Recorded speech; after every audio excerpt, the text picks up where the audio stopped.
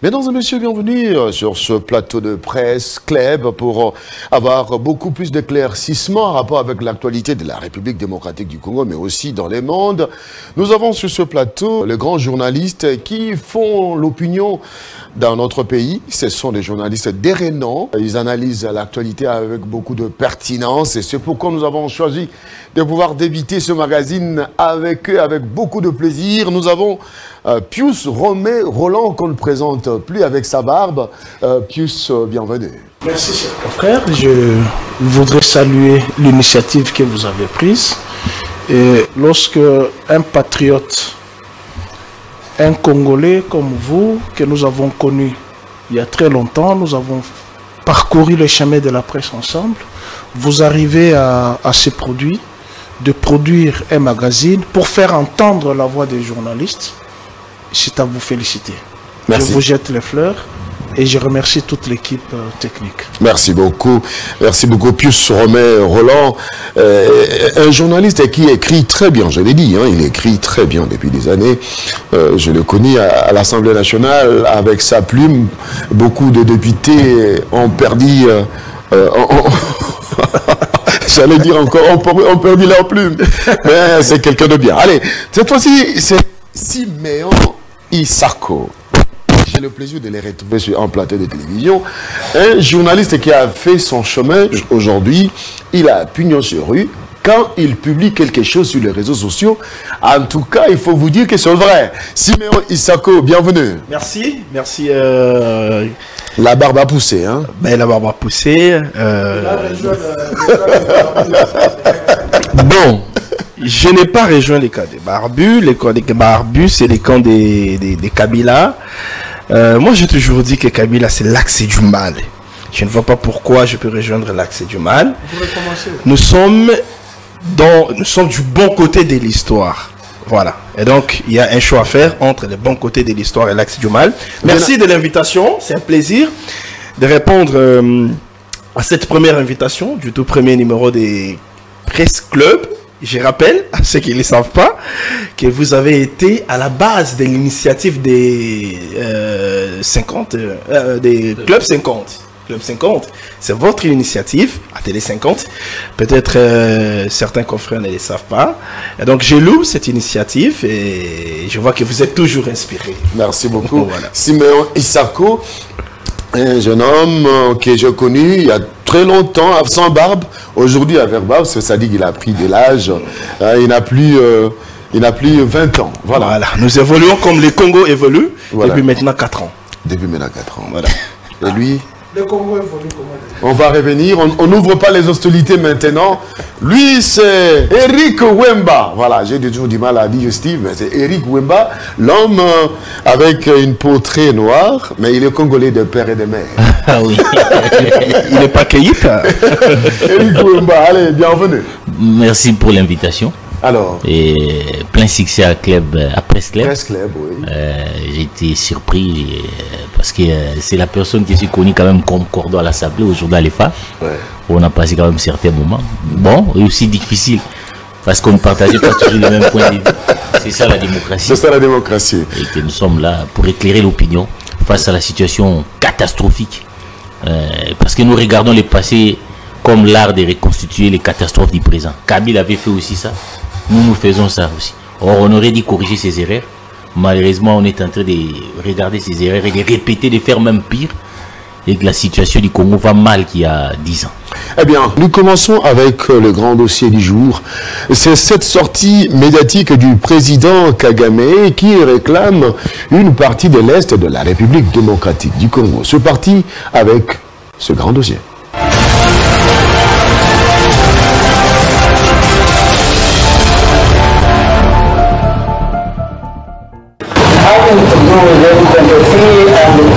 En ce qui concerne le M23 et les personnes liées au M23, les Congolais qui ont des origines rwandaises, il faut savoir que les frontières qui ont été tracées lors de la période coloniale ont découpé nos pays en morceaux.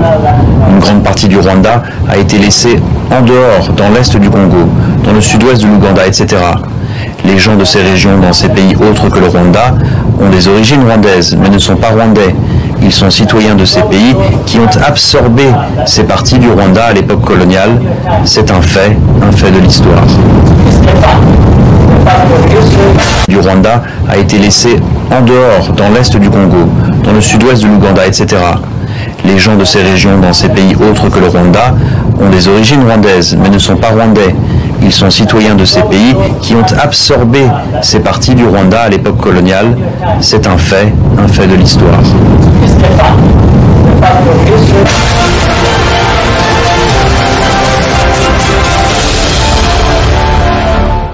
Eh bien, nous sommes de retour, mesdames et messieurs. La RDC a 9 voisins, mais c'est toujours Kagame qui sort pour réclamer une partie de la RDC. Nous allons cette fois-ci suivre la réaction des autorités congolaises, commençant par les porte-parole du gouvernement congolais. Nous avons cité Patrick Mouyaya.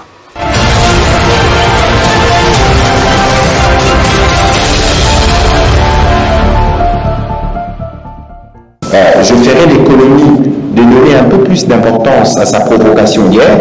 D'abord, vous allez observer avec moi qu'il a perdu un peu la leçon. Il y a quelques mois, il parlait de la traque des FDLR. Et puis on disait, il y a un discours de la haine, protection des communautés. Et puis à un moment, on dit, on ne veut pas récupérer les réfugiés congolais qui sont au Rwanda. Et puis depuis quelques temps, nous observons ces discours qui tendent à commencer à parler des frontières. C'est de manière exprès qu'il est fait parce qu'il a l'habitude de travestir l'histoire. Il peut le faire dans son pays, le Rwanda, mais il ne peut pas le faire en République démocratique du Congo. Pour un petit rappel, en juin 2018, à Goma, ici, il y a une signature d'un accord des démarcations définitives de frontières. Souvenez-vous, à l'époque, il y avait le ministre de l'Intérieur en RDC, Henri Mouva-Sakani, et James Kabarebe qui était ministre de la Défense. Donc nous considérons qu'il n'y a pas de débat particulier à offrir sur ce sujet, si ce n'est de vouloir provoquer une fois de plus la République démocratique du Congo, parce qu'il nous provoque déjà en continuant de soutenir les M23. Pour nous, c'est clair, nous avons souscrit au plan, à la feuille de route de Nairobi, qui dresse la voie pour le retour de la paix à l'est de la République démocratique du Congo. Tout ce qu'il doit faire, lui, c'est de s'assurer qu'il respecte ce qui est comme sa responsabilité, parce que de toute évidence, c'est lui les créateurs et les porte-parole du M23.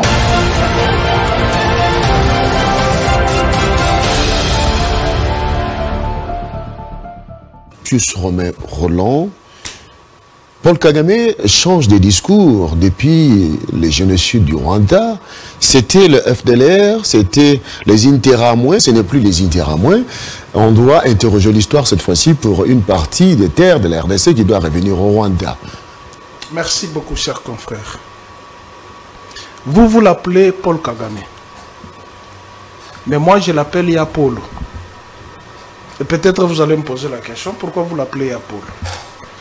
Sa grande sœur était notre voisin, notre voisine. Son beau-frère était notre médecin directeur. À Kasumbale Sakoyo, moi je suis fils de la Sodimiko. Son neveu qui était ici, qui a nargué tout le monde, Vincent Karega, c'est un ami, c'est un voisin. Si je l'aurais su que nous allions parler de ces dossiers, j'allais même vous amener la photo où je suis avec Vincent Karega entre 15 et 16 ans. Donc, les dossiers que Paul Kagame présente, en fait, ce que les Congolais n'arrivent pas à comprendre, et la communauté internationale, et les Africains, c'est que nous avons un fou à la tête de la nation rwandaise, qui s'ignore en fait.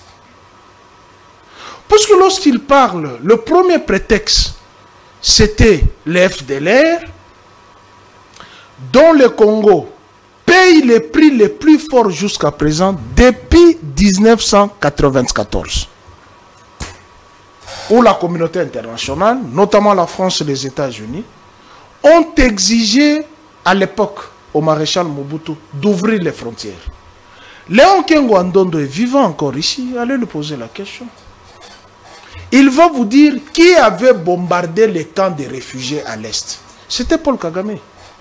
Qui a tiré sur l'avion de Abiyarimana? C'était Paul Kagame. Donc vous avez un fou qui s'ignore à la tête d'un pays, et nous, Congolais, par malheur, avec l'actuel régime, nous sommes allés signer les accords avec un fou. Et la conséquence, c'est tout ce que nous avons ici. Premier prétexte, les FDLR. Joseph Kabila les fait entrer officiellement, avec caméra, 35 jours au Congo. Chercher les FDLR. Aucun FDLR n'a été pris. Tous ceux-là qui étaient pris, les réfugiés qui étaient sur notre sol, non seulement au Congo, même à Brazzaville ici, même à Libreville au Gabon, au Cameroun, ils sont là. Même en Centrafrique, les Rwandais qui ont fui leur pays, qui sont traqués par ce régime de Kagame. Pas seulement les Hutus, même les Tutsis qui ne supportent pas ce régime de ces sanguinaires, sont pourchassés. Premier prétexte, les FDLR. Et tous ceux-là qui étaient arrêtés ici, les réfugiés rwandais. Et pourquoi ces changements de discours maintenant? Je vais en venir. Je vais en venir. Tous ceux qui étaient arrêtés ici, remis à la MONUSCO, déversés au Rwanda, ont été recyclés pour le ramener encore au Congo. Vous avez suivi le ministre Mouyaï. Il a dit, créateur et porte-parole d'M23. Non seulement d'M23, créateur, porte-parole de RCD, créateur, porte-parole de CNDP, créateur, porte-parole d'M23.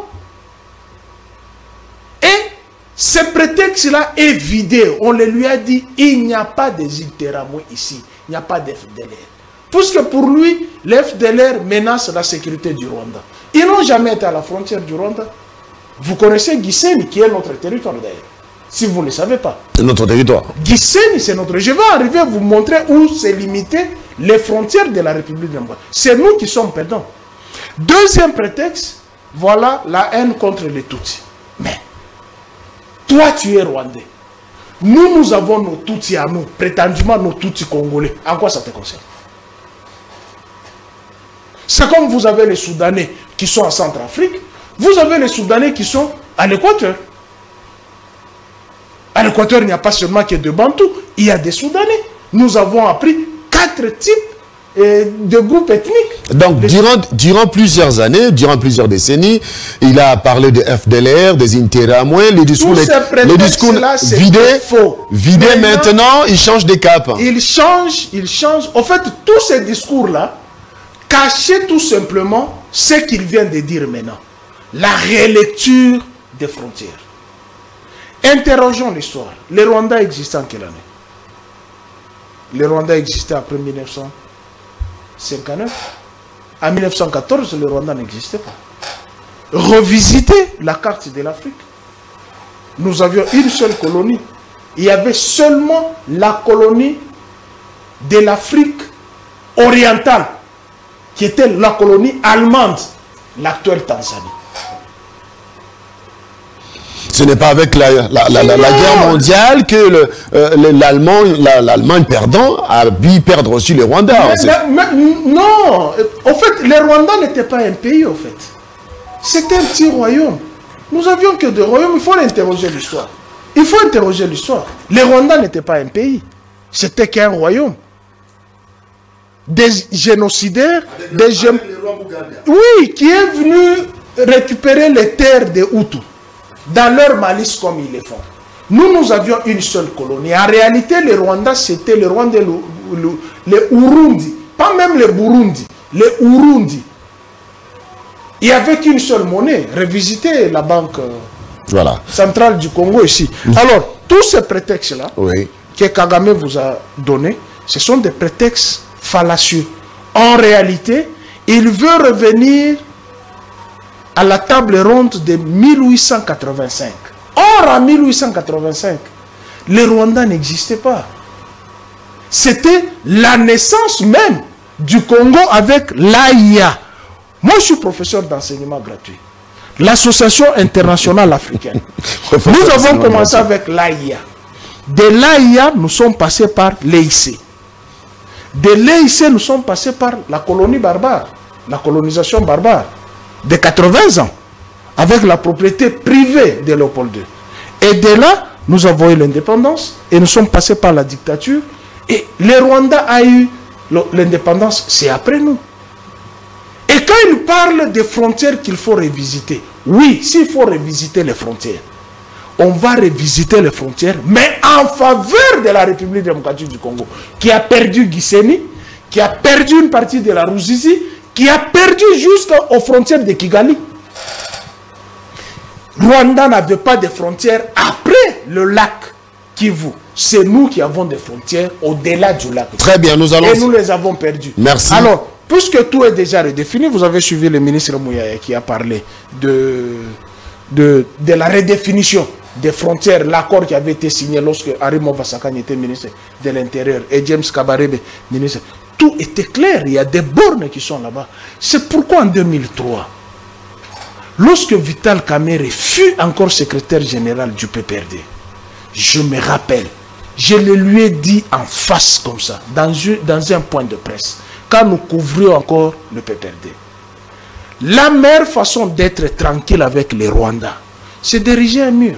Très bien. Les Américains l'ont fait avec les Mexicains. Voilà, on va revenir. Les Chinois l'ont fait avec les On va revenir. La Palestine, l'Israël l'a fait avec la Palestine. On a ouvert les dossiers et puis cette fois-ci, j'accorde la parole à Wemba, n'est-ce pas, pour aborder ce premier dossier.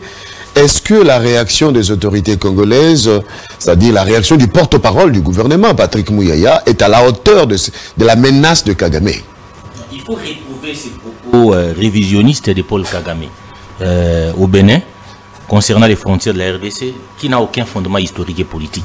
D'ailleurs, Pius vient de le démontrer, il fait de la diversion. Mais la réaction, depuis toujours, de notre gouvernement n'est pas proportionnelle. Parce qu'en réalité, Kagame fait des provocations, Kagame est ici sur notre territoire, les M23 sont là, continuent à occuper des territoires, concomitamment avec l'EAC, les fameux EAC. Continuons-nous, l'attitude continuerons-nous à plairer? Parce qu'entre l'État, il n'y a que les rapports de force. Quand vous avez un pays comme la RDC, il est évident que les voisins vous convoitent. Et la meilleure réaction serait quoi? La meilleure réaction jusqu'ici, c'est la dissuasion. Quand je dis la dissuasion, il faut que les gens qui veulent s'hasarder à venir au Congo sentent qu'il y aura une réponse. Ce n'est pas par des communiqués. C'est le jour où nous chargerons effectivement les rapports de force sur les terrains. Tant que nous ne les ferons pas, parce que moi je trouve quand même, quand on parle de Kagame, il y a une sorte d'obsession. C'est vrai, moi je condamne Kagame parce que Kagame opère à visage découvert. Mais il n'y a pas que Kagame. Tous ces mondes-là veulent voir les Congo faibles. Même l'Angola qui pompe notre pétrole sur le plateau continental. Tant qu'ici nous n'avons pas pris conscience que nous sommes un pays qui a une position stratégique, nous ne bâtissons pas une armée pour que quelqu'un ne s'hasarde pas venir sur notre territoire, vous pouvez plairer. Entre les États, il n'y a pas d'état d'âme, il n'y a pas d'amitié. Il n'y a que les rapports de force. Et Kagame, jusque-là, là je suis d'accord un tout petit peu avec Mouzitou, il n'étendra que la réponse qu'il attend doit être la force. La réponse militaire. La réponse, elle est militaire dans cette guerre, qu'on le veuille ou pas. Et que justement, moi je considère quand même que notre... Est-ce qu'on est resté trop sur la diplomatie? Oui, la diplomatie ne marche pas. Notre diplomatie, au-delà du couleur, ça ne marche pas. Parce qu'en fait, je crois que Kagame ne profite que de notre fragilité intérieure. Par exemple, sur le plan diplomatique, je me pose toujours la question comment nous avons perdu la France. Depuis Laurent Désiré Kabila, même avec Joseph, la France nous a soutenus. La France a obtenu auprès des conseils de sécurité des Nations Unies la reconnaissance des millions de morts congolais. Mais qu'est-ce que nous-mêmes, parce que c'est bien de condamner Kagame et les autres, qu'est-ce que nous-mêmes nous faisons? Et vous allez constater avec moi que Kagame, qui a travaillé avec ses historiens, et tout le monde là, il a construit, comment on appelle ça? Les mémorials. Hein? Des génocides Tutsi. Des génocides Tutsi, pour rendre l'Occident coupable, pour rendre surtout les Français coupables de dire que vous n'avez pas assez fait, vous n'avez pas assez fait pour mettre fin à ces génocides. Et Macron, quand il arrive au Rwanda, il a dit demander pardon, d'autres intérêts, et ils ont gagné quand même à voir la France aujourd'hui, qui est aux côtés des Rwandais, qui défendent des thèses rwandaises. Mais nous, qu'est-ce que nous faisons? Macron arrive au Rwanda, Kagame l'amène dans un mémorial, nous l'amenons dans une terrasse. Castel à la main. Je pense que nous devons... Ce ne sont pas les autorités congolaises qui ont emmené Macron dans une terrasse de Bandal. Non. J'ai vu un officiel. Excusez-moi, j'ai vu un officiel. Un officiel qui s'est présenté peut-être parce que il est sorti comme député dans cette circonscription. Il n'est pas mandaté par l'État congolais. Donc les Rwandais ont été serrés dans leur génocide. On n'a pas amené Macron dans une terrasse. C'est devant un mémorial. Nous, on n'a même pas pu construire notre propre mémorial pour nos millions de morts.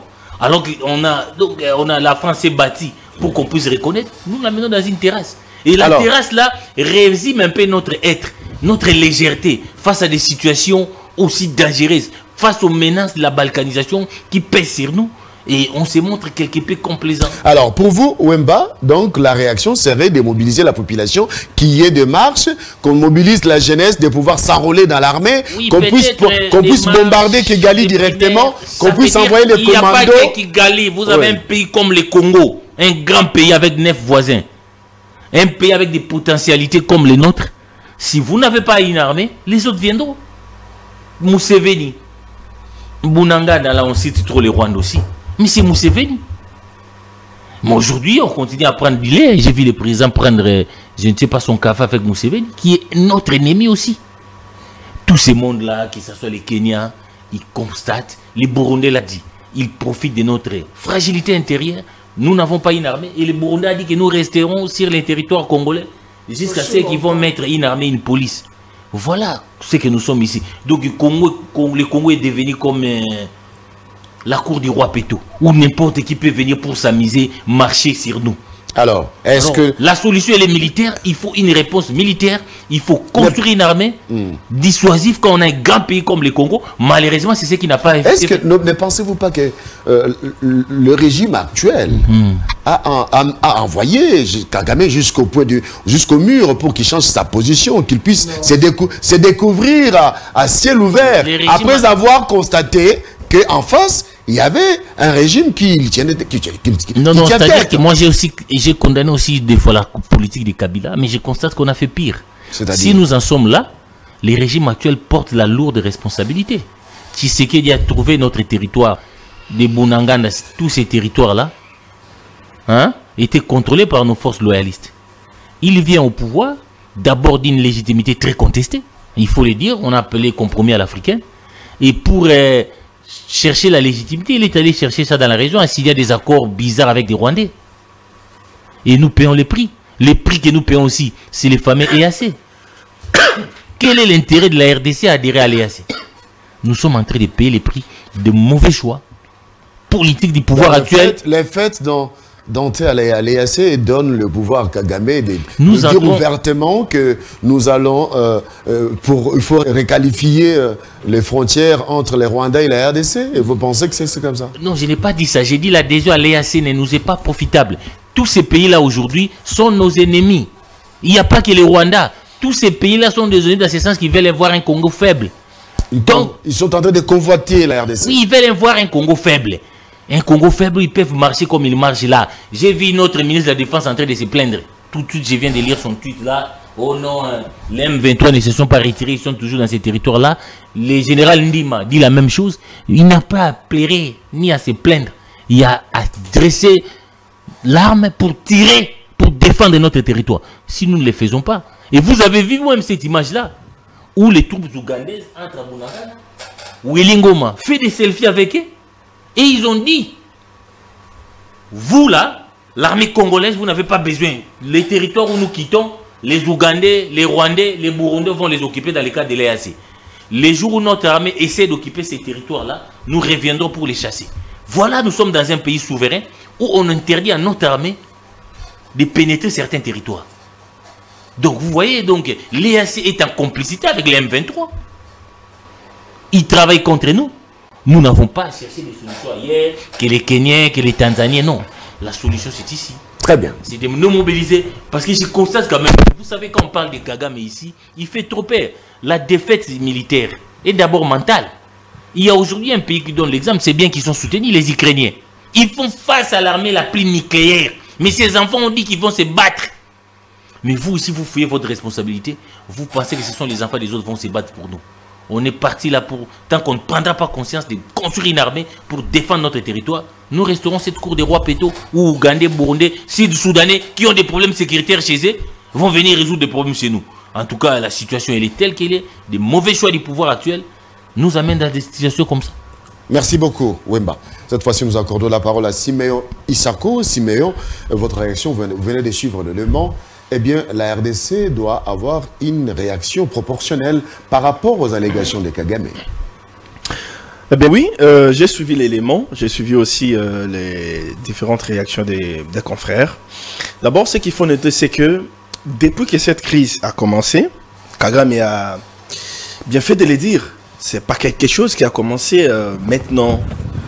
C'est au-delà de Tshisekedi. Ça veut dire que ça n'a pas commencé avec Tshisekedi, ça n'a pas non plus débuté avec Joseph Kabila. C'est quelque chose qui date, c'est une crise qui date.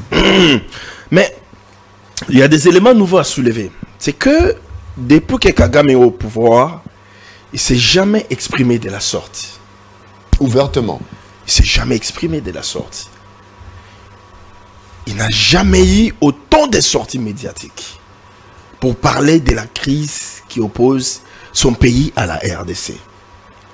Ça voudra dire simplement qu'il y a quelque chose qui a changé dans le fonctionnement du Rwanda. Le Rwanda s'est senti secoué. Oui, c'est vrai, il y a eu ce qu'on a vécu en 2012, 2013. Mais cette fois-ci, le Rwanda est véritablement secoué. Pour que Kagame en arrive jusqu'au point de dire ouvertement qu'ils sont en train de réclamer leurs terres qui seraient attribuées à la RDC. Attribuées à la RDC par qui? Nous nous posons la question. Parce que en 1911, lorsqu'on fixait les limites par les frontières, par les colonisateurs belges, mais aussi nous sommes en 1885. mais aussi les Allemands, la carte coloniale, tout était déjà bien défini. Patrick Mouya, on l'a suivi tout à l'heure, qui a évoqué cette date du... Bon, il a parlé de juin 2018, lorsqu'Henri Movasakani et James Kabarebe signaient l'accord de délimitation des frontières. Ça veut dire que quelque chose a été déjà fait pour ce qui est lié aux frontières RDC-Rwanda. Que Kagame, aujourd'hui, nous dise que la crise, c'est la frontière, c'est les frontières, en tout cas, son discours ne tient pas. Ce qu'il refuse de nous dire, c'est que la crise, c'est les minerais de la RDC que nous sommes en train de poursuivre. Parce que nous connaissons tous que la crise, elle est économique. C'est la convoitise de nos minerais qui est à la base de ce que nous sommes en train de vivre. Ils sont justement en train de convoiter ces terres-là. Ils veulent récupérer ces terres-là parce qu'ils savent que ce sont des terres riches. Mais chargé Tshisekedi, comme j'ai suivi, mes amis en train de le faire aujourd'hui, tout de suite, là, sur ce plateau, ben peut-être ce n'est pas connaître l'histoire. Ce n'est pas connaître l'histoire, peut-être c'est aussi être de mauvaise foi. Dire que nous devons préparer l'armée, hier, c'est qu'on a fait avec le Rwanda. Mais qu'est-ce qu'on a fait avec le Rwanda hier? En parlant de l'armée, quelle est l'armée que nous avons héritée après les 18 ans de règne de Joseph Kabila? Tout en disant, en passant, que nous sommes en train de... Le président, tu sais... C'était quand même la 8e les régimes, des SACO. Ça continue à l'être. Ouais. 8e armée. En passant, je voudrais dire que le président Tshisekedi est en train de mettre en place une armée dissuasive. Avec le recrutement des jeunes. Voilà. En parlant de la 8e armée au monde, on fait bien de le dire. Avec des infiltrations. Jusqu'au haut niveau de l'armée, des généraux qui ne sont pas des Congolais, des généraux qui livrent les plans de guerre, des généraux qui trahissent l'armée, un chef d'état-major qui a dirigé dans ces conditions-là, il avait toutes ces informations-là. C'est cette armée-là qu'il a donnée, qu'il a léguée à Félix Tshisekedi. Alors, le fait qu'aujourd'hui, je voudrais vous donner quelques éléments.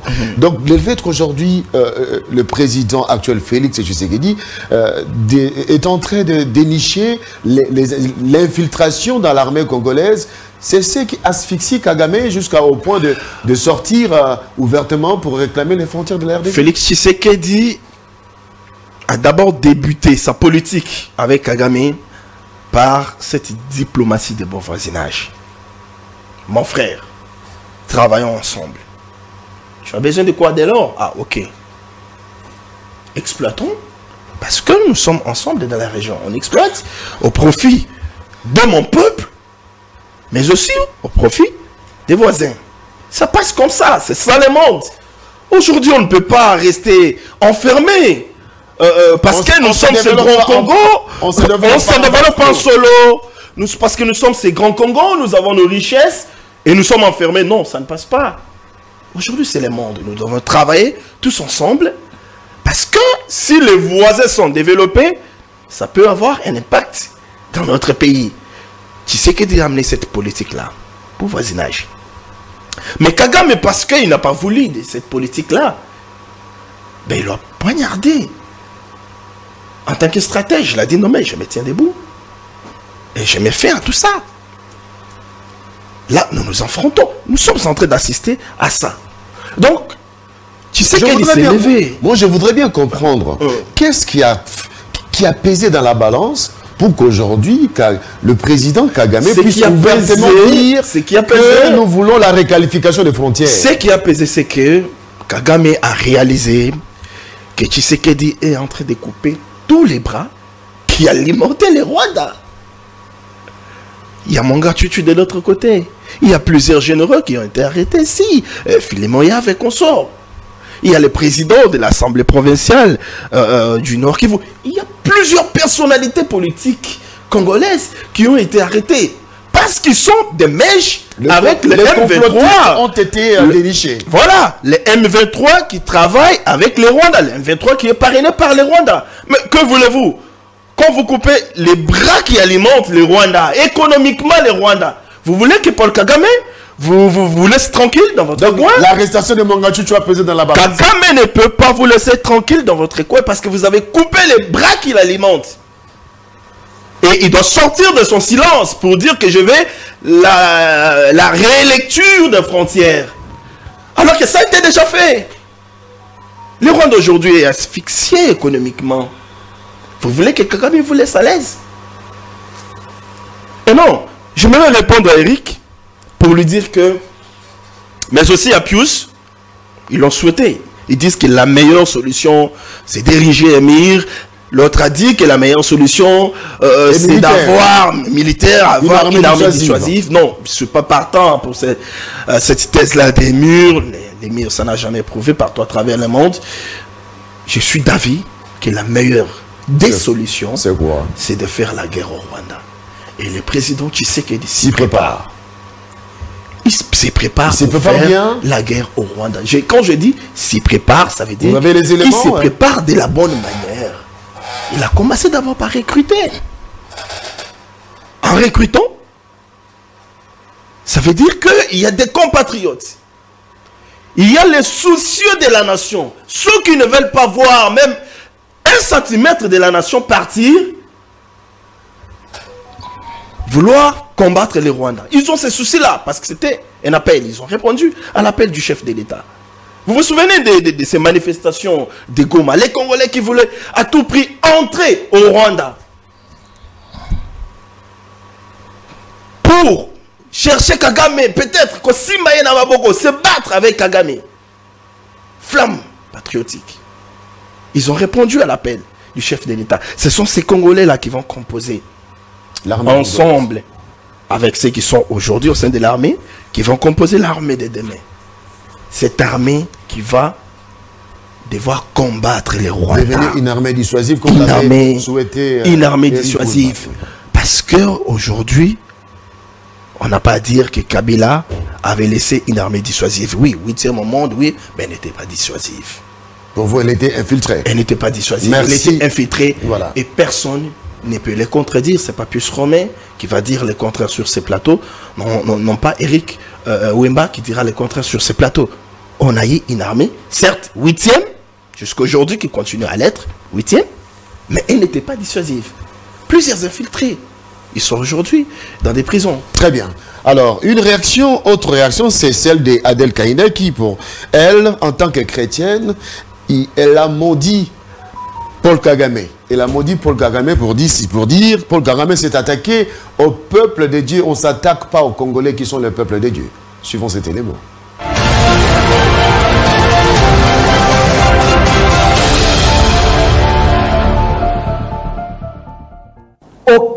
personne, aucun pays ne pourra nous ravir, ne fût-ce qu'une portion de la terre. Maudit soit celui qui déplace les bornes de son prochain. Et à ce jour, M. Paul Kagame, retenez la date d'aujourd'hui, vient de déclarer la guerre à notre Dieu, au Dieu Tout-Puissant, et surtout qui s'est trompé de la période de la résurrection de Christ. Notre pays, c'est un don de Dieu. Personne n'a le pouvoir ni l'autorité de ravir même pas 1 centimètre. À ce jour, nous, peuple congolais, nous devons nous lever.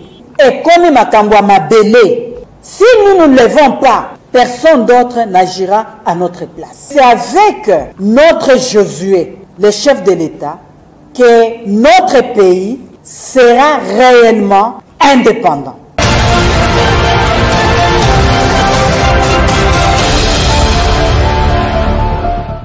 Voilà, Adel Kaïnda qui déclare que les Congolais sont le peuple de Dieu.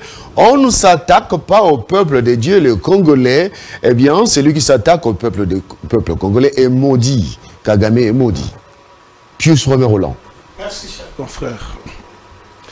Je salue la réaction de la ministre du portefeuille, Adel Kaïnda. Adel Kaïnda, qui a maudit les frères de notre président. Et c'est un fait qui est normal. J'ai dit ici, Kagame, c'est un fou qui s'ignore. Un fou qui s'ignore, un fou qui emboîte les pas à Hitler. Non, qui sait quoi être le Hitler africain. Mais Hitler était un fou. Il s'ignorait qu'il était fou. La conséquence, c'était quoi? Tous les sbires d'Hitler ont été jugés au procès de Nuremberg. Et je crains. Donc il doit être remis à un psychothérapeute. Je crains que ces mêmes procès de Nuremberg puissent ressurgir en République démocratique du Congo après 240 jours contre certaines autorités du pays. Je vais d'abord répondre à mon frère Isako qui a avancé des éléments juste pour plaire à celui qu'il veut plaire. Mais il faut faire attention. Dans ce que vous avez dit, les pouvoirs ne se plaignent jamais. Quand vous parlez des infiltrations, les infiltrations de qui? Des Banyamulenge qui ont été congolisés à Londres. Tu oublies? Et lorsque vous parlez d'infiltration, je vous ai dit tout à l'heure, je suis professeur d'enseignement gratuit. Revenons dans l'histoire. Peut-être que vous n'avez pas suivi Sam City. Les tours retombent sur la tête de Joseph Kabila. Mais tu oublies que Jean-Pierre Bemba est là. Tu oublies que Mbusa Nyamwisi est là. Tu oublies que Roger Lumbala est là. Et ce n'était pas la volonté de Joseph Kabila d'avoir tous ces mixages-là. Posez la question à Étienne Tshisekedi. Malheureusement, vous ne pouvez pas... Qui nous a imposé cela, Pius Romain? Attends, pendant qu'on y est. Je reviens. Nous avions eu les accords de Lusaka. Nous avions eu les accords de Gaborone. Nous avions eu l'accord de Cascades. Nous étions à Sam City. Est-ce que nous avions une armée ici? Les forces armées du Zaïre étaient en débandade. Nous avions une armée révolutionnaire. Avec des généraux affairistes. Oui, nous avions une armée révolutionnaire. Et dans cette faiblesse de construire une armée, les Rwandais belliqueux nous a attaqués en 1998 avec la création de RCD.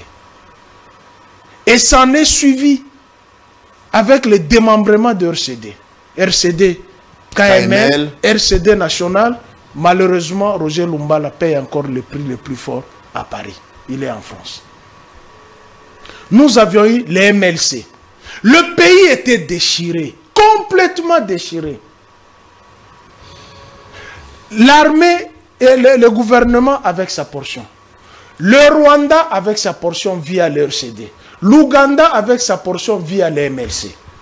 Mais pourquoi tous les jugements ne tombent que sur Kabila, alors que ceux qui sont entrés dans la rébellion, puisque Mouzé n'est pas venu avec une rébellion, Mouzé est venu avec une révolution.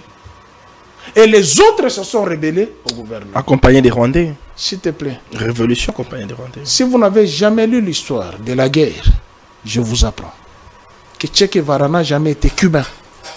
Mais c'était un numéro 2 du Cuba. Vous connaissez ses origines? Les États-Unis, que vous parlez des États-Unis.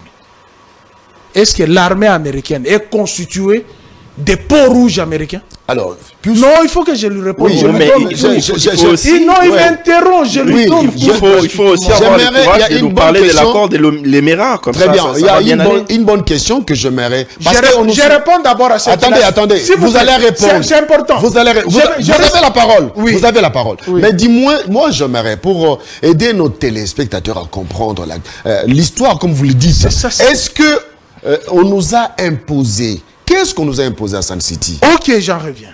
Je réponds à Isako. Mon frère, lorsque vous parlez de l'accord de l'Émirat, je m'en moque.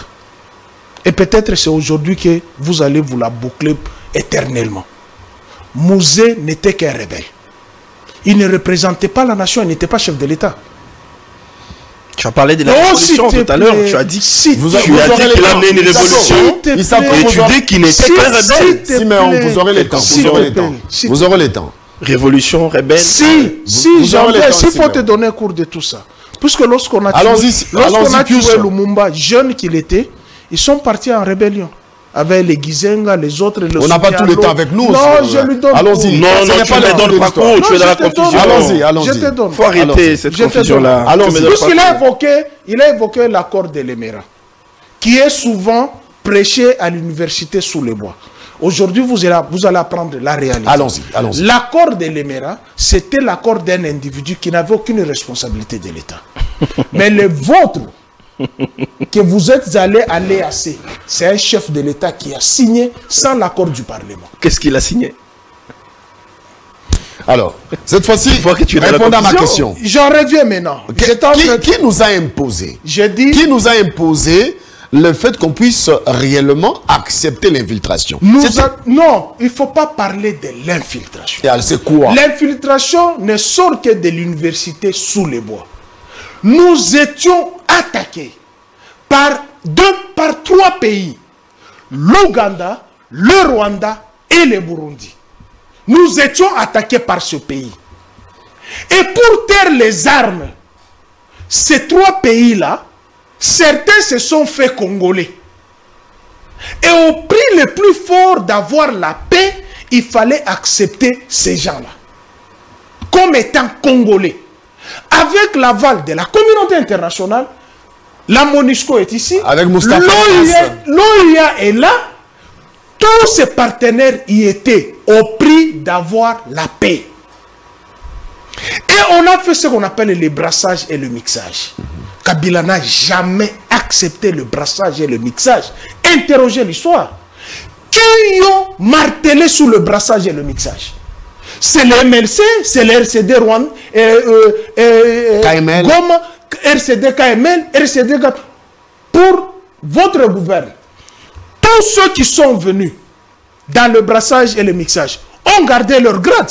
Est-ce que c'est Kabila qui les a? C'était une imposition de ces gens-là pour avoir la paix. Pourquoi vous devrez accuser Kabila alors que ceux qui ont amené la rébellion, ceux qui sont à la tête même de brassage et de mixage, de ceux qui nous posent problème, sont au gouvernement?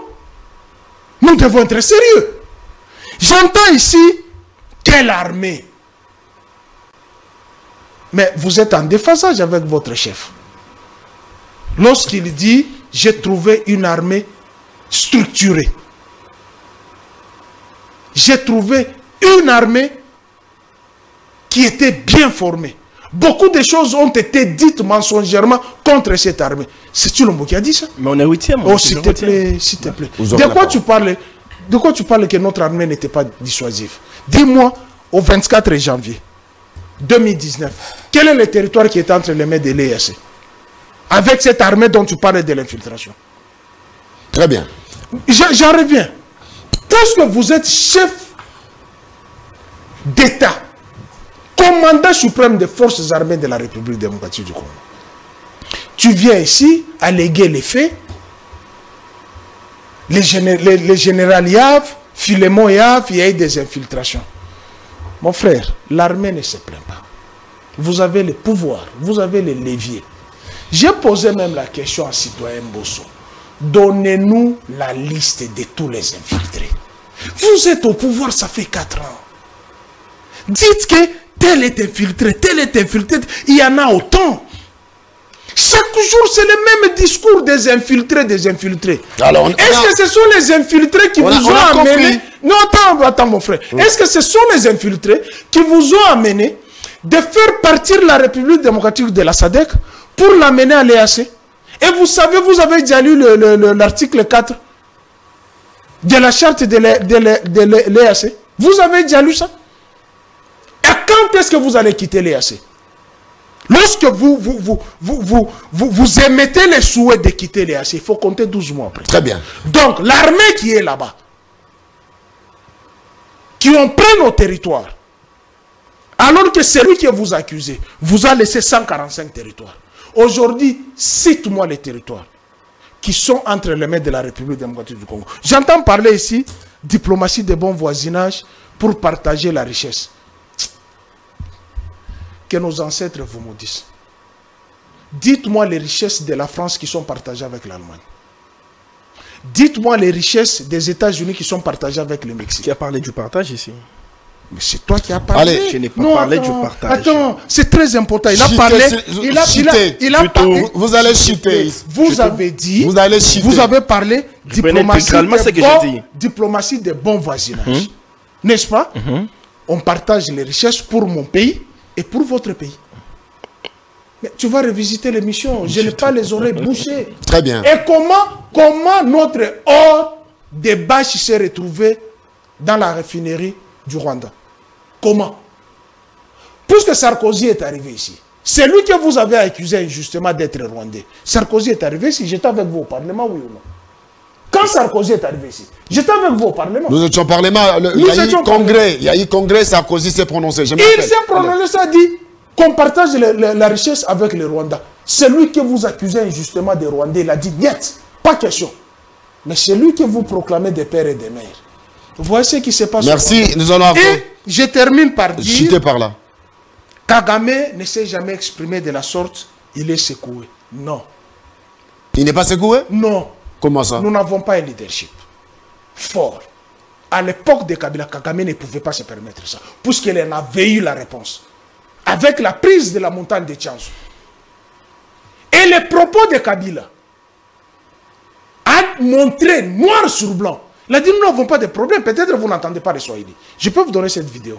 Il était habillé en chemise bleue. Et c'était à Kalemi ou à Goma, je pense. Ou à Kanang. Nous n'avons pas de problème avec Badjira Nieto, nos voisins. Mais qu'on ne nous provoque pas. Ça, il a dit ça.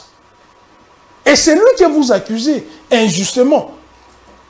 Kagame se sent secoué puisqu'il a dit tout ce que je n'ai pas obtenu de Kabila. Je l'ai obtenu avec Chilo. Merci beaucoup. Et je peux en citer les nombres. Merci beaucoup. Steve Wemba, la même question cette fois-ci. Eric Wemba, excusez-moi Eric Wemba, parce que ce sont le... Wembi. Steve Wemby. Voilà. Steve Wemby, l'autre. C'est quoi? C'est l'obsession, quoi, excusez-moi. Alors, Eric Wemba, j'y arrive, c'est ça. Eric Wemba, après avoir écouté Isarko, après avoir écouté Pius Romer-Roland, mais aussi écouté Adel Kaïna, qui, elle, parle comme une chrétienne. Les Congolais sont un peuple chrétien qui prie beaucoup. Est-ce que la dimension spirituelle est à intégrer dans cette affaire où le Rwanda, avec son président Paul Kagame, réclame une partie de l'Est de la RDC? Bon, d'abord, c'est que je suis un peu choqué d'attendre les Siméon. Le Siméon Isako. J'ai toujours eu du mal à prononcer son nom, mais cette fois-ci, vraiment, il est tenté de défendre ce que nous avons tous condamné ici. Partager les richesses. En fait, Tshisekedi, le régime s'est comporté. Vous savez, quand un voleur vient chez vous... Il a parlé de la politique de bon voisinage. Non, ce n'est pas ça. La politique de bon voisinage, ce n'est pas ça, la parce politique que de bon voisinage. La RDC ne changera donc, pas de frontières. Vous nous frontières. amenez des Bilomba et des Bisselele qui disent que nous, on a demandé aux Rwandais s'ils pouvaient prendre nos richesses et à contrepartie nous donner leur carnet d'adresse. Est-ce que vous trouvez un régime comme ça sérieux? Si l'INI, il faut lui donner cette émission, c'était surtout... Ça, ce sont les allégations. Oui, ce n'est pas n'importe Ce sont les allégations. Pas Les allégations de qui? Pius, vous n'avez pas la parole. N'est pas... Bissele, non, c'est une complémentarité. C'est une complémentarité. Bissele était qui dans le régime? Il n'est plus. Non. Il est encore, pour preuve, il n'est plus en prison. Il est déjà sorti. Il est dans un hôpital. Le seul prisonnier qui n'est pas malade, qui ne s'est jamais déclaré malade, c'est Jean-Marc Abountou. Les autres sont des malades. Et vous avez ces propos. Il a dit, nous nous sommes appuyés sur le carnet d'adresse de Paul Kagame. Et bien, on va sur Top Congo, si vous n'avez pas cette émission, qu'on vous en donne. Donc, ils étaient dans une position de faiblesse pour être maintenus au pouvoir. C'est comme ça qu'ils ont appelé même 23 merci, pour faire 14 mois. Merci, laissez maintenant Wemba et pour... C'est extrêmement grave. C'est ce que j'ai dit au début. Tshisekedi, au lieu d'engager... Le président de la République. Oui, mais c'est Tshisekedi, monsieur le président de la République. C'est pas grave. Même Macron, on l'appelle Macron. Trump, on l'appelle Trump. Il ne faut pas dramatiser les choses. Hein, nous sommes plus à l'école Makanda Kabobi, où c'est les tout-puissants maréchal. Non, Tshisekedi, c'est Tshisekedi. Il est président. Kabila, on lui a donné tous les noms ici. Allons-y. C'est pas si grave. Donc l'erreur, c'était ça. Parce qu'il y a eu un accord d'Addis Abeba. On a demandé à la République démocratique du Congo, la communauté internationale, a aidé quand même la RDC à défaire les M23 2013, avec la brigade d'intervention rapide. Après cela, on a dit que la communauté devait continuer à aider à stabiliser la situation. À contrepartie, on devait faire notre partition, c'est de réformer notre armée. Tshisekedi vient au pouvoir, c'est ce qu'il n'a pas fait. Il n'a pas fait, il ne s'est pas engagé dans la réforme. Il s'est engagé en allant partout là au Rwanda, faisant même appeler Gaga mes frères, en cherchant, en pensant qu'en réalisant les vœux de Sarkozy, qui voulait dire que pour qu'il y ait la paix à l'Est, il faut partager avec les richesses avec les voisins qu'il y aura la paix. Ça n'a jamais venu cette paix. En fait, ici à Kinshasa, on s'est comporté comme si un voleur vient chez vous, la nuit. Ah, mais si Tibas, un voleur vient chez vous, vous le voyez, vous sortez. Mais si écoutez, moi je suis avec mes enfants, il ne faut pas m'attaquer. Je te donne une télé. Si tu sais que vous donne l'or, double imposition, en pensant que si vous donnez une télé, demain il ne va plus devenir. Non, les voleurs ont compris que Tibas est faible. Donc à chaque fois que je viens la nuit, il me donne une télé. Donc je vais chercher le congélateur. Demain, je vais chercher les congélateurs. Et quand on les dépouille, il commence à pleurnicher. Ne pleurons pas. Maintenant, il dit qu'il faut partager. Vous lui donnez l'or, tout ça. Maintenant, il pense que vous devez même donner une partie de votre territoire. Donc, jusqu'à ce que vous allez même donner votre femme, parce que chaque fois il vient là, vous lui donnez quelque chose. Vous dites ça, mais écoutez-moi, le président Tshisekedi, avec son armée, n'a pas perdu Goma. Le Rwanda a tenté. Juste, non, vous aurez la parole. Vous aurez la parole. Moi, je viens de Goma. Attendez, Pius, vous aurez la parole. Calmez-vous, Pius. Wemba, Goma n'est pas tombé, mais quand même, on a vu. Il a trouvé tous nos territoires contrôlés par notre armée. Aujourd'hui, nous avons des territoires qui sont contrôlés par les M23 et les EAC. Tous les présidents. Et on est en train de constater que les EAC et les M23, c'est la même chose. Wemba. Ils sont en train de prendre des selfies. Seule notre armée ne peut pas pénétrer ces territoires. Vous avez déjà dit ça. Wemba, parlons un peu de l'histoire, parce que vous êtes un grand journaliste et depuis des années, vous avez écrit, vous avez couvert beaucoup d'activités politiques et vous en connaissez beaucoup. Depuis 1900, des années 1900, pour ne pas dire 1994, le Rwanda est toujours à la trousse des chefs d'État congolais.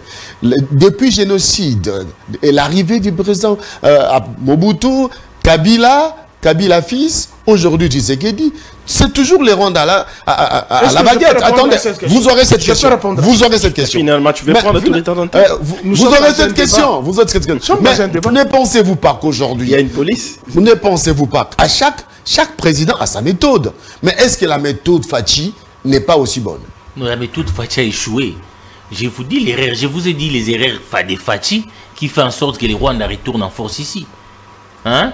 Cette politique d'intégrer l'EAC, ça n'a pas marché aujourd'hui. Il a fui la SADC. Donc il faut sortir de l'EAC. Oui. Vous allez sortir 12 mois après. Avec tout. Et ce qui est même dramatique avec M. Tshisekedi, il vient faire adhérer l'EAC là-bas. À l'époque, un député que vous connaissez bien soulève les débats au niveau de l'Assemblée nationale. Qu'on devait voir clair. Parce qu'avant de nous engager dans une organisation internationale, sous d'autres si on organise même les référendums. Tshisekedi a pris cette décision seule, comme il instrumentalise son parlement, on amène les débats Pas question, il n'y a pas eu de débat au Parlement à l'époque. On n'a même pas lu la charte de l'EAC, jugé les comptes. Donc c'est toute la légèreté qui caractérise ce régime. Ça nous amène à des situations comme ça que nous vivons aujourd'hui. Même pas une discussion au niveau du Parlement. Alors ça ne sert à rien de prier comme l'a demandé Adel Kaïda. Non, l'aspect spirituel, elle est très très importante puisque nous sommes en face d'un fou. Ce que la ministre a dit, ce ne sont pas des choses à mettre de côté. Puisque moi, comme vous savez que vous êtes lecteur de la Bible. Israël a été béni lorsque son roi se comporte de manière responsable devant Dieu. L'Israël était maudit par Dieu lorsque son roi se compromet. Et nous sommes un peuple de Dieu. C'est nous qui avons perdu des territoires. Il n'y a pas que l'Est que nous avons perdu Cabinda ici. Si vous n'avez jamais su, nous avons perdu Cabinda. Il y a des territoires que nous avons perdus. C'est à nous de demander s'il faut redéfinir les frontières. Et ce que la ministre a dit, elle n'a pas tort. Nous avons combien d'églises ici? Nous avons les hommes de Dieu. Si un fou n'est pas guéri par la force des bombes, comme j'avais invité l'autre fois, M. Félix Tshilombo, d'ouvrir nos mines de Shinkolobo, récupérer l'uranium et en finir avec le Rwanda. Mettons nos genoux par terre, implorons le Dieu, puisque nous ne sommes pas belliqueux. Et c'est connu au monde, pourquoi? Puisque les Congolais, on nous asphyxie, puisque nous sommes un peuple hospitalier. Nous aimons vivre avec tout le monde. Mais dans notre hospitalité, on nous écrase. Alors, nous n'avons pas la culture du sang. Nous, Congolais, n'avons pas la culture du sang. Alors, il ne faudrait pas qu'on nous invite à cette culture de sang. Et ce que la ministre a dit, que les hommes de Dieu se mettent debout, peut-être ils peuvent guérir la schizophrénie de Kagame pour qu'ils reviennent au bon sentiment. Très bien. Alors, je veux revenir. J'aimerais rencontrer Eric Wemba, mais aussi Pius Romer Roland. Eric a dit tout à l'heure tous ensemble, ils ont dit que les méthodes de Tshisekedi ont échoué. Eh bien, mais si les méthodes de Tshisekedi ont échoué, ça voudra aussi dire que les méthodes de Kabila, Mobutu et les autres avaient également échoué. Mouzé avait également échoué. Parce que ce ne sont pas les mêmes méthodes d'abord. Il faut les comprendre comme ça. Tshisekedi a amené sa nouvelle manière de faire. Laquelle? Ici, laquelle? Non, c'est moi qui pose des questions. Ici, nous sommes partis. Parce que nous écrivons. Nous sommes partis. C'est quelle méthode? Allez-y. Sois calme. Oui, laquelle? Je suis devant des faits. Oui. Nous sommes partis d'une étape telle que on a accepté le mixage. Nous avons accepté, on peut le dire comme ça clairement, l'infiltration. C'était le prix à la guerre. C'est ce qu'il a dit. Le prix à payer pour la paix. Parce qu'on a été agressé par 3 voisins comme ça. On avait déjà perdu les terres. On a accepté. Et par après, pour la paix, il fallait accepter. Ils ont ressurgi. Nouveau discours. Nouvelle réclamation. RCD. CNDP. M23. Ils n'échangent que des formes. Mais tu sais qu'il a dit par question. Si j'accepte les anciennes méthodes acceptées par mes prédécesseurs, mais je vais continuer dans la même logique. Ils vont continuer avec les mêmes plans. Ils vont continuer à changer des formats, des réclamations. D'où ils changent quoi? Il faut changer des méthodes. Cette fois-ci, il n'y a pas de négociation avec les rebelles. Nous sommes bloqués à ce point-là. Les M23 veulent qu'il y ait des négociations directes, comme ça, ils vont intégrer nos institutions. Mais attendez, Siméon, mais le porte-parole du gouvernement, attendez, mais pourquoi le porte-parole du gouvernement qui dit, il affirme que le porte-parole du M23, c'est Paul Kagame. Ça dit, quand on discute avec Paul Kagame, on discute avec les Rwandais, avec le M23. Nous voulons discuter directement avec Kagame. Mais c'est lui le créateur du M23. Vous dites que de faire ce que Joseph Kabila a eu à faire. Avec qui? En 2013, il a fait discuter avec le M23. Il y a des accords signés. Il faut les rappeler. que c'est à cause de ces accords mal signés aujourd'hui que les M23 ressurgit.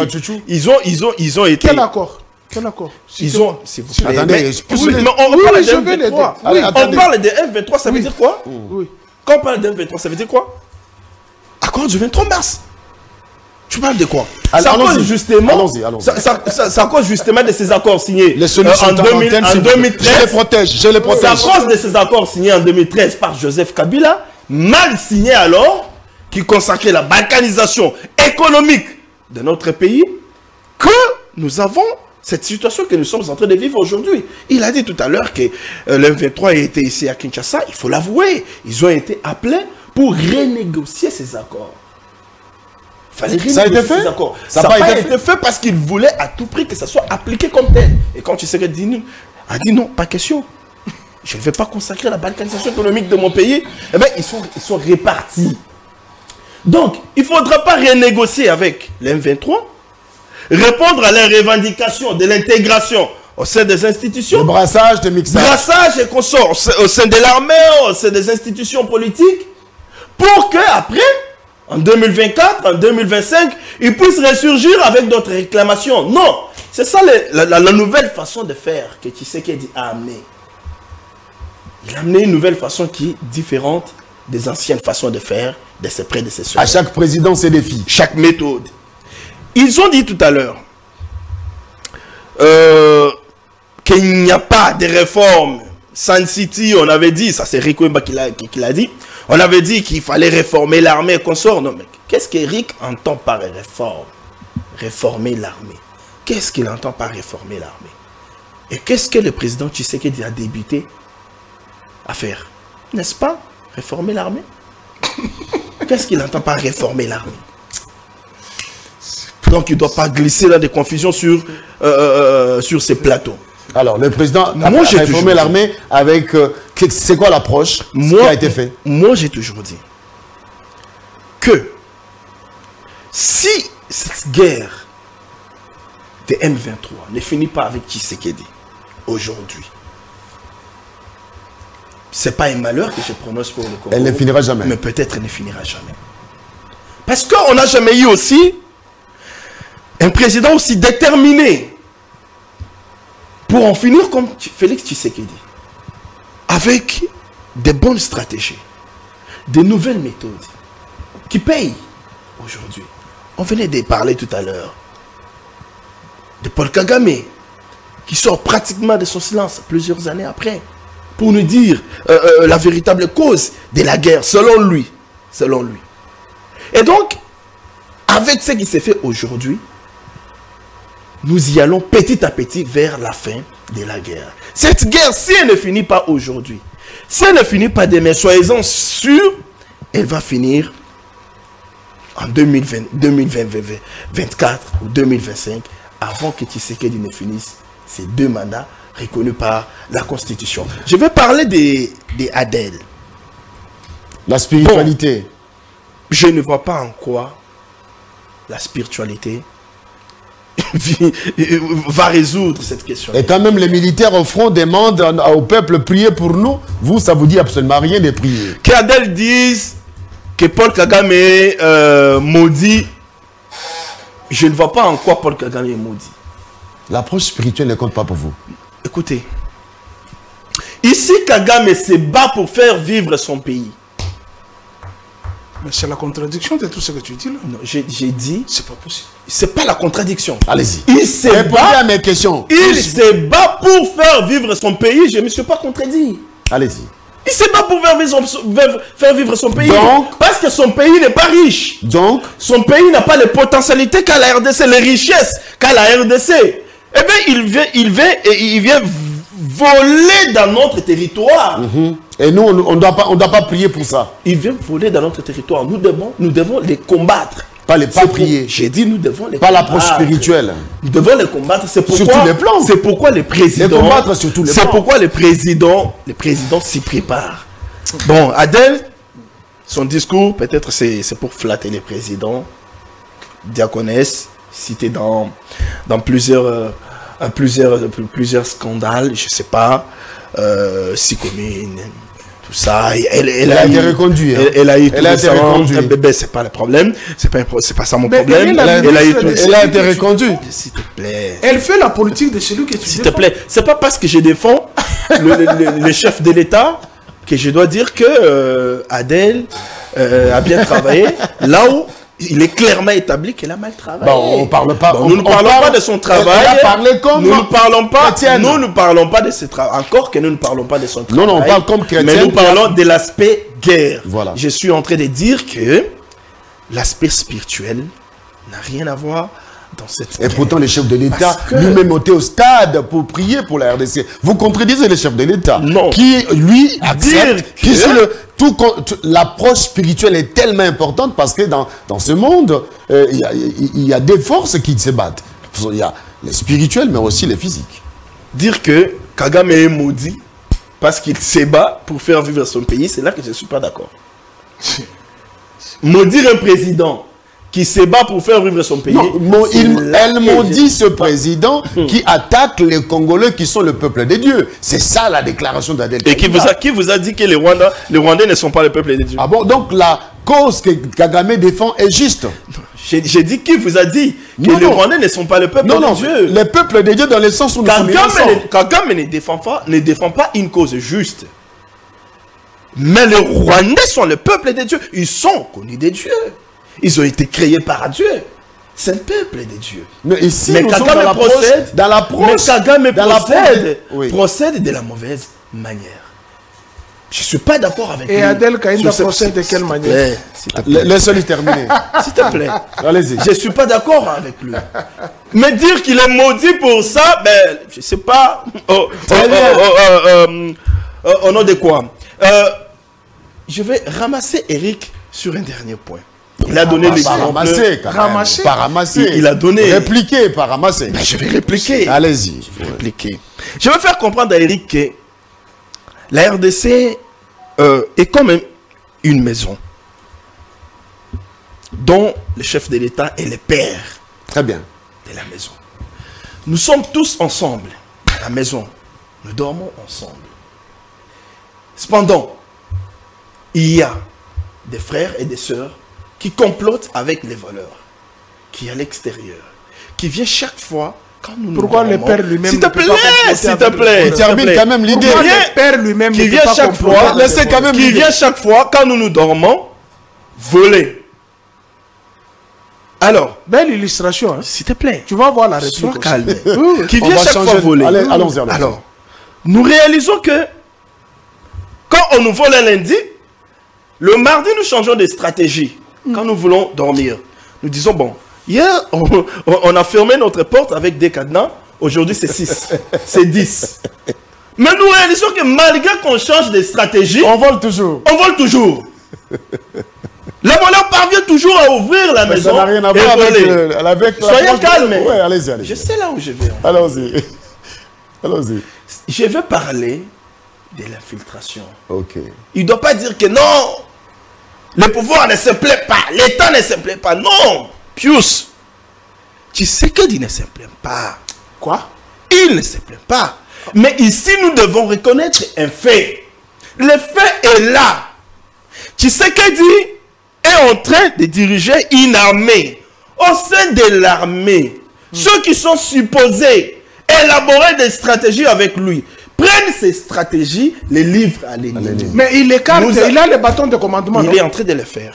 Il est toujours en train. Je dis, il est en train toujours, de ça le fait faire. 4 ans, il Tu est sais- toujours en train. Tu sais que pour écarter les généraux, Hein? ce n'est pas dans un petit temps qu'on peut écarter Du tous jour les au lendemain. généraux. Et oui, Non. et ceux-là qu'on Attention, envoie en surtout prison, que- ceux-là qu'on envoie en prison, Sur- les Katangais, surtout que- ne sont surtout pas des que généraux. nous devons nous le Non, dire les Katangais clairement. généraux qu'on Nous envoie devons nous le en dire prison. clairement. Non, les- Quand on dit Merci, qu'un c'est général katangais a fait ça, nous voyons les frères et sœurs katangais, les compatriotes katangais dire nous, katangais, nous fustigeons. Quand on touche à un katangais, il y a toujours des déclarations. Mais quand on touche en tout cas, à un je ne kassaïen, verrai pas têter d'ici katangais, à un mongo, Voilà. il n'y a pas de Allons-y. déclaration. Vous Et allez donc, chuter. Vous allez chuter. donc ici, je reviens sur l'aspect de l'infiltration. Il y a l'infiltration.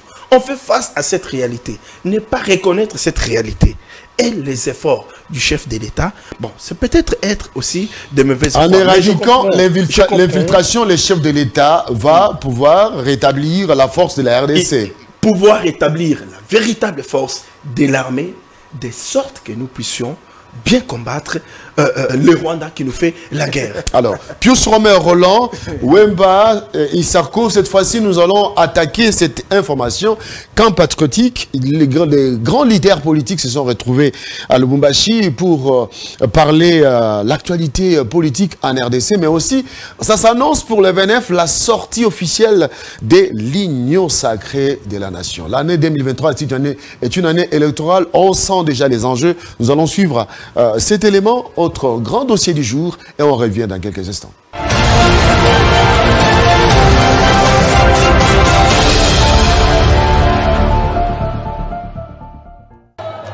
Nous devons nous oublier. Nous devons tuer le moi qui existe en nous aujourd'hui et renaître réellement. Si nous renaissons, nous allons conduire ce pays-là et bâtir un Congo réellement libre, fort, digne et prospère. Si nous sommes ici, ce n'est pas pour nous, c'est pour défendre notre propre population. Regardez un peu la vie chère aujourd'hui. Les fonctionnaires de l'État sont payés à quel taux? À 900 francs congolais. C'est ce que vous voulez que nous puissions accompagner? Et quoi nous voulons accompagner l'avenir pour un Congo meilleur de demain.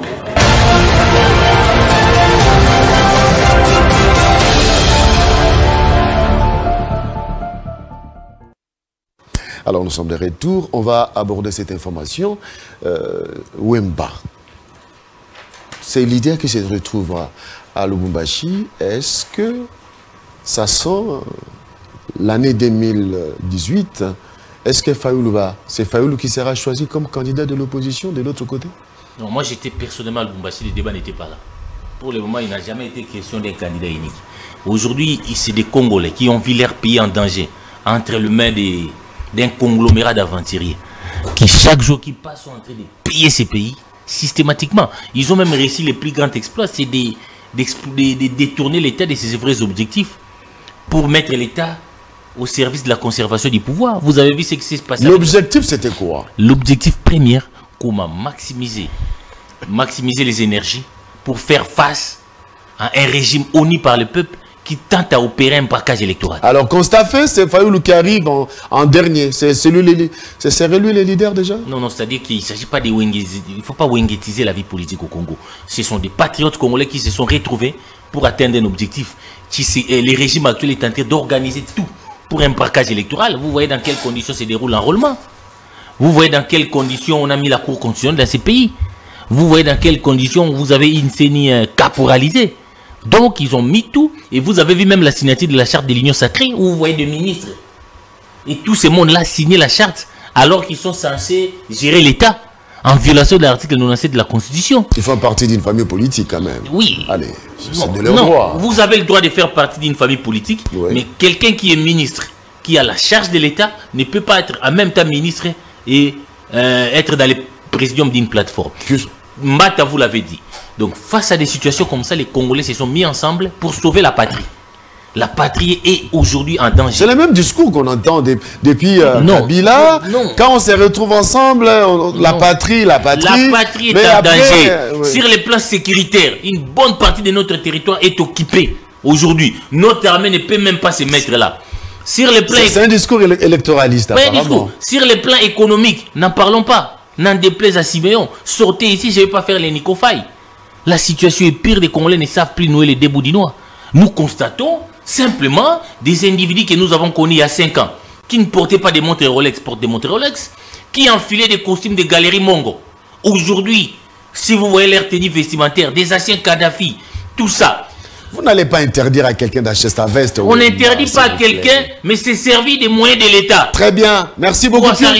Donc ici, il s'agit d'un bloc patriotique pour en finir avec ce régime de juicères, des gens qui utilisent les moyens de l'État pour conserver les pouvoirs. Puis on se remet, Roland, la même question.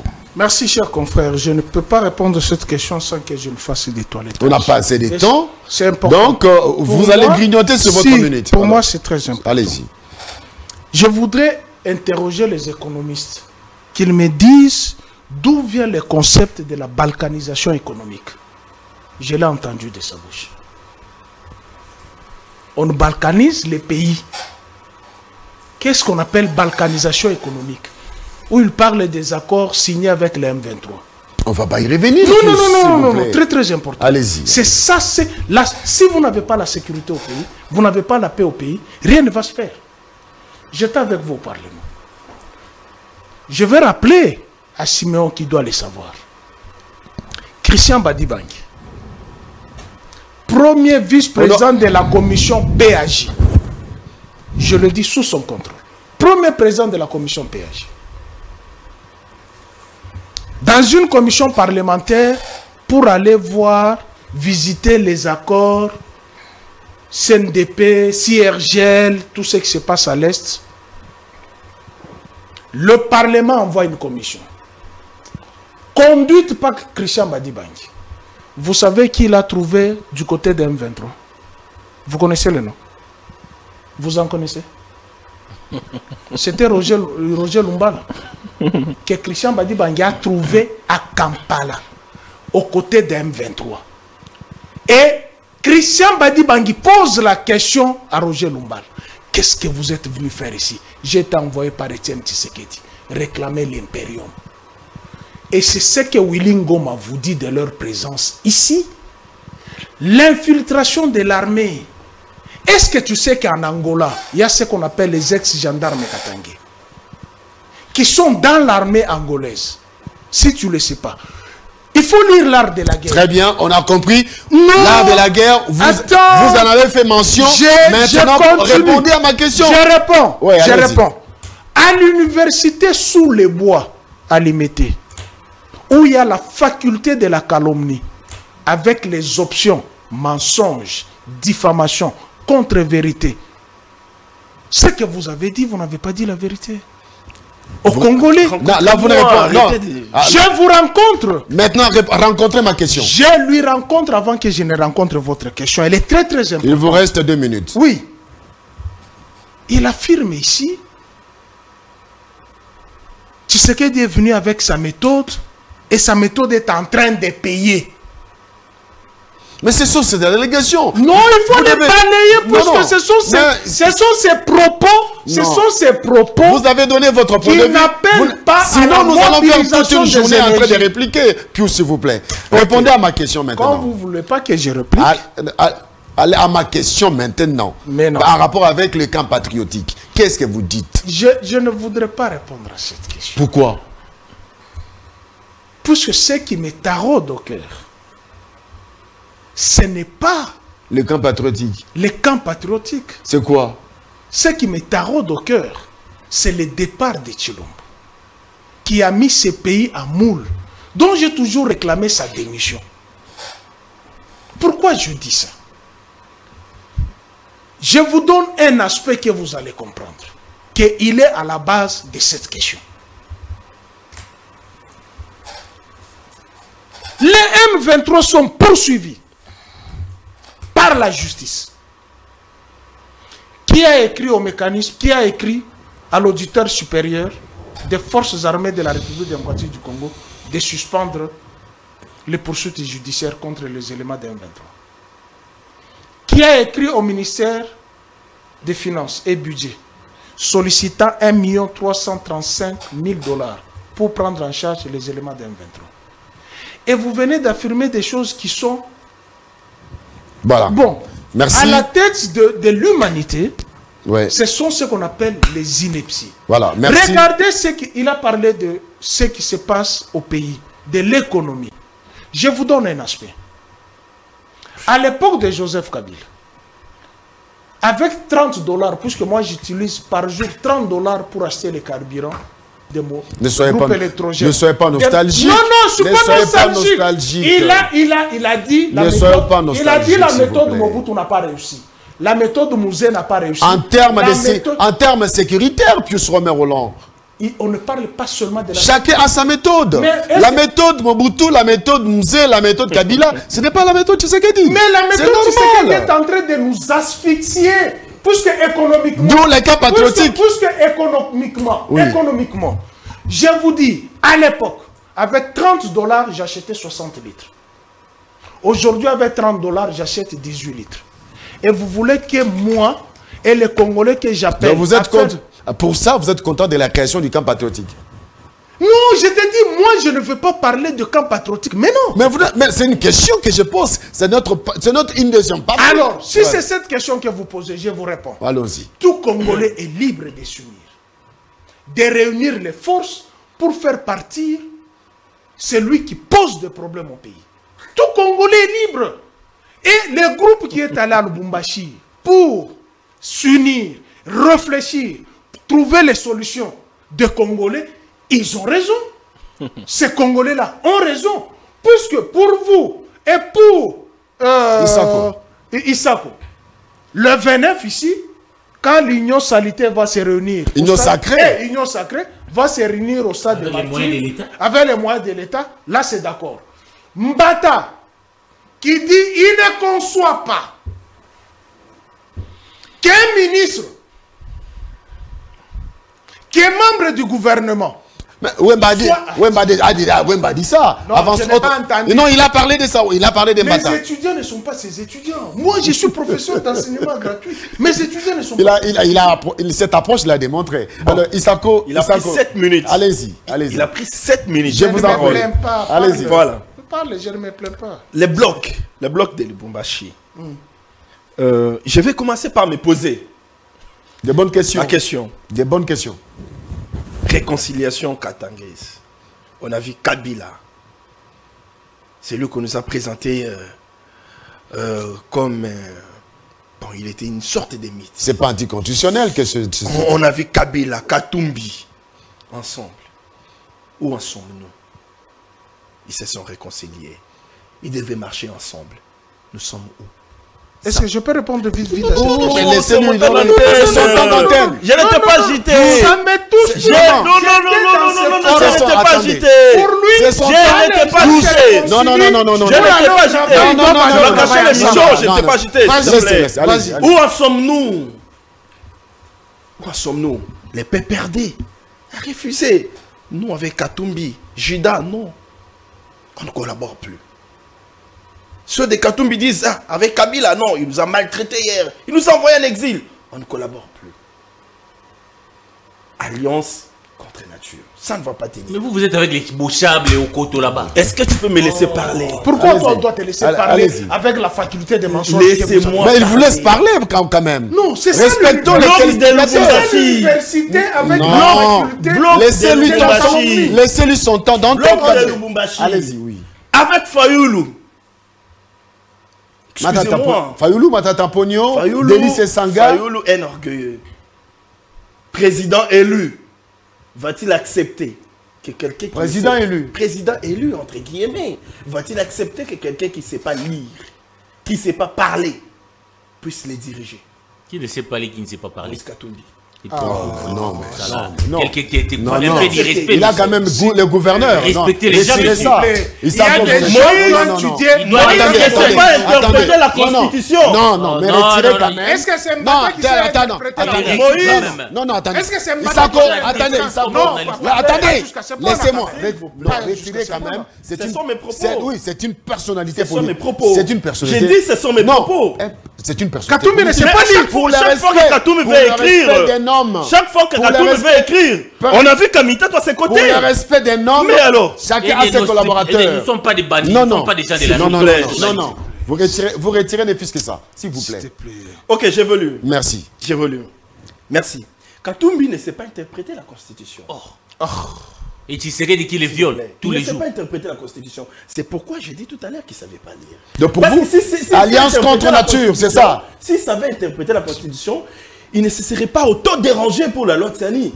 Il aurait compris que cette loi ne va pas passer parce qu'elle est anticonstitutionnelle. Mais on la ligne pourquoi? Alors, s'il vous plaît, je ne suis pas là. Matata Pogno, bon, c'est pour des raisons de poursuites judiciaires qu'il est là-bas. Il cherchait l'abri, qu'on ne me poursuive pas, que je sois au moins dans ce bloc-là de l'opposition. C'est Sanga, lui, je ne sais pas parler de lui. C'est un juriste, c'est Sanga. Celui-là, il est sans position. La transhumance en chef. Vous avez Mende là-bas? C'est pas la transhumance.